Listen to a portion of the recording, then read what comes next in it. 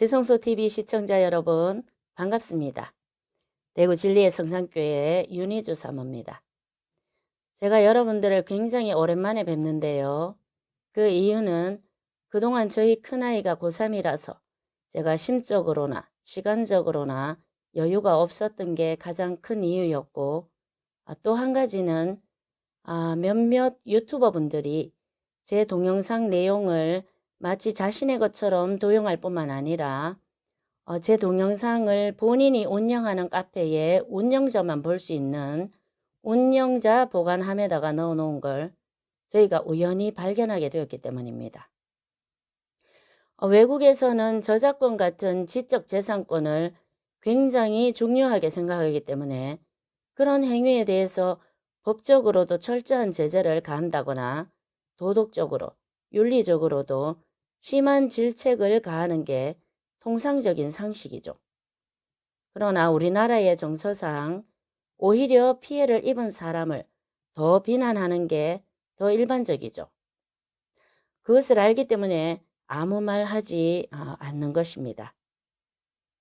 동영상을 왜 다 비공개로 돌렸느냐고 물어오시는 분들이 몇 분 계셨는데요.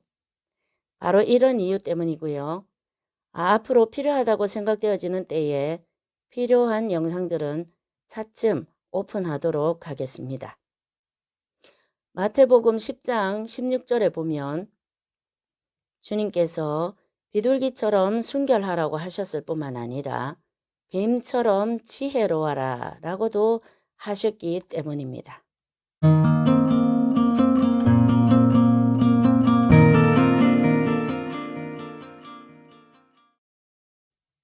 자, 오늘 주제가 크리스찬과 재테크인데요.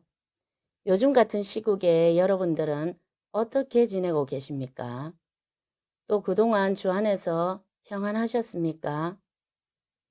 코로나가 우리 삶에 영향을 끼친 지 벌써 1년이 지난 지금, 우리나라는 코로나뿐만 아니라 전 국민이 지금 부동산에 관심을 갖고 있다고 해도 과언이 아닐 정도로 집이 없는 사람은 없는 대로, 집이 있는 사람은 있는 대로, 예전에는 집에 관심조차도 갖고 있지 않았던 사람들마저도 코로나로 인해 풀려진 유동성 때문에 앞으로 집을 매수해야 할지, 매도해야 할지, 혹은 계속해서 보유해야 할지, 또는 임대 3법의 영향으로 전세를 사는 사람도 고민, 집주인도 고민인 그런 시절을 지나고 있습니다.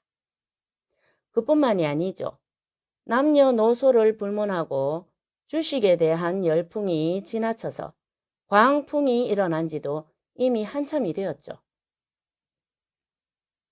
이미 세상 사람들은 부동산이면 부동산, 주식이면 주식, 자기에게 알맞은 투자처를 찾아서 투자를 하고 돈을 벌고 있고 부자가 되고 있는 중이라는 겁니다. 크리스찬과 재테크. 여러분, 이 어려운 시기 집으로 인해 혹은 주식으로 인해 고민이 많은 이 시기에 여러분들은 지금 어떻게 하고 계십니까? 혹은 재정적인 어려움이나 가난으로 인해 어떻게 할 수가 없는 그런 곤경에 처했다면 크리스찬인 여러분들은 어떻게 하시겠습니까? 제가 교회 다닌 지 27년째인데요. 그동안 많은 성도들을 봐왔지만 크리스찬이 재테크를 하는 것에 대해서 긍정적이고 고운 시선으로 바라보는 사람을 거의 보지 못했습니다. 디모데전서 6장 10절 말씀을 근거로 해서 재테크를 하거나 사업을 하려고 하는 사람들을 돈을 사랑하는 사람들로 치부해버리고 쉽게 정죄하는 사람들이 대부분이었습니다.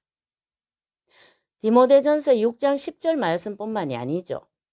마태복음 19장 24절 말씀도 재테크를 하려고 하거나 부자가 되기 위해서 노력하는 사람들을 정죄할 때 흔히 사용하는 구절이죠. 그 외에도 정죄할 때 이용하는 많은 말씀들이 있습니다. 그러나 여러분, 다 아시겠지만 하나님 말씀은 자기 자신을 말씀의 거울 앞에 스스로 비추어 보고 말씀으로 성장하고 하나님 앞에 바로 세워지라고 주시는 것이지 남을 비판하고 정죄하라고 주시는 것이 아닙니다. 만약에 디모데전서 6장 10절 말씀이나 마태복음 19장 24절 말씀이나 그 밖에 다른 여러 구절들을 가지고 본인이 성장하거나 하나님 앞에 바로 세워지는 데 사용하는 것이 아니라 자신의 속으로나 생각으로라도 다른 사람을 정죄하고 평가하고 비판한다면 그런 사람들은 결코 하나님의 나라에 들어갈 수가 없겠죠. 요즘은 인터넷이나 다른 매체들을 통해서 수많은 설교들이 흘러 넘치기 때문에 굳이 크리스찬이면 가난해야 정결한 삶을 살 수 있고 그런 사람의 신앙도 성숙할 것이다 라든지 가난한 목사가 영성이 뛰어나고 더 훌륭하다 라는 억측을 부리는 성도들은 거의 없을 테지만 그러나 간혹 가다가 성도들 중에 잘못된 신앙관과 물질관 때문에 평생을 누릴 것도 제대로 못 누리고 가난하게만 살다가 마음의 눌림과 자유하지 못함 그리고 삶이 가난 때문에 마치 갇혀 있는 것과 같은 그런 모습으로 표정마저도 일그러지고 찌들어서 그렇게 살아가는 성도들이 생각보다 훨씬 많다는 게 바로 문제라는 것입니다. 사역을 해보면 혹은 다른 사역자들의 얘기를 들어봐도 성도들의 문제 중에서 70에서 80%가 재정 문제일 정도로 그만큼 심각합니다. 물론 가난해도 마음이 늘 평안하고 기쁘고 하나님 안에서 즐겁고 만족스럽다면 이 가난이라고 하는 사단은 그 사람을 결코 무너뜨릴 수도 정복할 수도 없습니다. 잠언 4장 23절 말씀에 모든 지킬 만한 것 중에 더욱 네 마음을 지키라. 생명의 근원이 이에서 남이니라 라고 하셨습니다. 가난뿐만 아니라 질병이나 모든 환경, 문제, 상황, 어떤 역경 가운데서라도 자신의 마음을 지켜내는 것이 가장 강력한 해결책이고 실제적인 방법입니다. 이것에 대해서 말씀으로 증명을 해내려면 또 한참 걸리기 때문에 오늘은 오늘의 주제만 집중하도록 하겠습니다. 어쨌든 여러분, 어떤 재정의 궁핍한 가운데에서라도 마음의 평안과 기쁨이 넘친다면 아무 문제가 되지 않겠지만 이 땅을 사는 동안, 즉 사단이 세상을 지배하기 위해서 만들어 놓은 물질적인 지배구조 속에서 물질의 궁핍함을 가지고서도 자신의 마음을 유지하기란 현실적으로 매우 어렵습니다. 크리스찬이라고 밥 안 먹나요? 크리스찬이라고 애들 학원 안 보내나요? 크리스찬이라고 세금이나 공과금 안 내도 되나요? 아니 크리스찬은 오히려 11조에 헌금까지 다 드리지 않습니까? 11조나 헌금을 드리니까 크리스찬은 더 억울하다. 이런 말이 아니죠. 크리스찬은 오히려 10의 2조, 10의 3조 더 많이 드리려고 노력해야죠. 11조와 헌금은 재정적으로 나를 더 강하게 만들어줍니다. 11조와 재정에 관한 저의 간증들은 너무 많고요. 다음에 한번 나누도록 하겠습니다. 어쨌든 디모데전서 6장 10절 말씀이나 마태복음 19장 24절 말씀을 가지고 남을 정죄하는 사람은 이 구절을 가지고 하나님께서 도대체 무엇을 말하고 계신 건가에 대해서 엄청난 오해를 하고 있는 사람입니다. 이 말씀은 하나님께서 크리스찬들에게 부자 되려고 하지 마라. 부자 되려고 하는 것은 악한 죄이다. 부자는 천국 못 간다. 이런 것들을 말씀하고 계시는 것이 아닙니다. 이 두 말씀 다 그 앞뒤 문맥을 잘 살펴보면 부자가 되고 싶어 하는 마음의 동기가 무엇인지 또는 하나님 나라를 위해서 돈을 언제든지 내려놓을 수 있는 사람인가 아닌가 하는 그 마음의 중심을 찝어내는 그런 말씀이라는 것입니다. 하나님 말씀을 읽을 때는 본능적으로 1차원적으로 읽지 말고 하나님 입장에서 하나님의 시각으로 읽어야 하나님께서 의도하시는 바를 잘 전달받을 수가 있습니다. 이런 사람은 영의 눈이나 은사도 더 빨리 열립니다. 세상을 살아보셔서 잘 아시겠지만 하나님의 나라나 하나님의 일을 위해서는 재정이 많이 필요하고 또 있어야 합니다. 아직까지도 크리스찬이 혹은 목회자가 주식이나 부동산으로 재테크를 하는 것에 대해서 말씀을 들이밀면서 물질에 임박였다느니 하면서 정죄하는 그런 신앙관을 가진 사람이 계시다면 하나님은 그런 의도로 그 말씀을 하지 않으셨다는 것을 빨리 깨달으시고 자유해지시기 바랍니다. 그리고 혹시라도 아직도 그렇게 가르치고 계시는 목회자에게 배우고 계신다면 글쎄요. 재테크를 하거나 부자가 되고 싶어하는 크리스찬들을 정죄하는 말씀 중에 또 한 가지가 디모데후서 3장 1절에서 2절 말씀입니다. 말세에 고통하는 때가 이르리니 사람들은 자기를 사랑하며 돈을 사랑하며 라는 말씀이 있죠. 이 말씀을 가지고 성도들을 정죄하고 비판해서 자기한테 묶어 놓으려고 하는 분들도 계시죠. 그런데 여러분, 사역이라고 하는 것은 말이죠. 성도들에게 자유함을 주는 과정입니다. 이런 비판과 정죄하는 가르침으로 인해서 성도들이 계속 가난하게 살고 재테크 하려는 것을 두려워하고 부자 되려고 하는 것이 혹시 죄 짓는 것이 아닌가 하는 생각 때문에 일평생 가난에 머물러 있게 하고 가난한 사고방식을 가지도록 만드는 것은 올바른 사역이 아닙니다.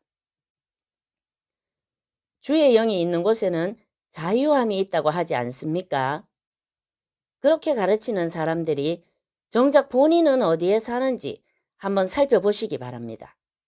그리고 정말로 검소한 생활을 하는지, 돈을 사랑하지도 추구하지도 않고 언제든지 하나님이 원하시면 내려놓을 수 있는 사람인지, 또 반대로 돈 때문에 혹은 성도들 눈치 때문에 자신에게 불이익이 돌아올까봐 해야 할 말이나 가르침도 말하지 않는 그런 물질과 타협하는 사람, 물질의 지배를 받는 사람은 아닌지 한번 잘 살펴보시기 바랍니다. 물론 이런 태도는 앞에 선 사람이나 그렇지 않은 사람이나 크리스찬이라면 누구나 다 가져야만 하는 태도입니다. 이런 태도를 가진 자만이 가난이라는 사탄에게 지배당하거나 정복당하지 않는 사람인 것입니다. 이렇게 되기 위해서는 물론 우리의 힘으로는 되지 않습니다. 여기에 대해서도 차츰 나누기로 하고요. 어쨌든 오늘은 물질에 대한 하나님의 말씀을 잘못 이해하는 것이 얼마나 심각한 결과를 초래할 수 있는지 간단히 나눴습니다. 하나님은 우리에게 부자가 되지 말라고 하신 적이 없습니다. 그것을 잘못 해석해서 받아들이거나 성도들에게 가르친다면 자신이 가난하게 되는 것은 물론 다른 성도들까지 가난의 굴레에서 벗어나지 못하게 만들 수 있습니다. 요즘 신종어 중에 벼락거지라는 말이 있는데요. 그 뜻은 자기는 그냥 가만히 있기만 했는데도 재테크를 하거나 집을 가지고 있었던 사람들에 비해서 상대적으로 저절로 가난해져 버렸다는 그런 뜻입니다. 지금도 여전히 크리스찬이 재테크하는 것에 대해서 비판 정죄하는 사람이나 그런 가르침에 의해서 영향을 받고 계신다면 더 이상 속지 마시고 지금부터라도 자유함을 누리시기 바랍니다. 물론 부동산이나 주식이 지금보다 떨어질 수도 있죠. 그래서 재테크 공부도 하시고 또한 하나님께서 주신 성령의 은사들도 활용하시라는 말씀입니다. 예전부터 말씀드렸지만 성령의 은사의 유익은 무궁합니다. 실제 생활에 활용할 수 없는 은사나 이루어지지 않는 예언이나 환상과 음성을 듣긴 들었는데 이루어지지도 않고 실생활과는 전혀 상관도 없더라. 그렇다면 그 은사와 그 음성과 환상은 대체 누구로부터 온 것이며 무슨 유익이 있겠습니까? 아무튼 오늘 한참 있다가 오랜만에 나와서 조사모가 웬 부동산과 주식에 재테크 얘기야? 조사모 타락했나? 사모가 돈을 밝히는 걸 보니 디모데후서 3장 2절의 말씀처럼 마지막 때가 다 된 모양이군 하면서 어리석은 판단을 하지 마시길 바랍니다. 아직도 모르는 분이 계실까봐 말씀드리지만 말세는 2000년 전 예수께서 초림하신 그때부터 이미 말세라고 부르고 계십니다. 누가요? 하나님께서요. 즉 성경에서 말하는 말세란 예수님의 초림부터 재림까지의 긴 시간을 말하는 것입니다. 그러니까 모든 사람이 지금 재테크에 혈안이 되어 있는 걸 보니 곧 말세가 다가오겠군.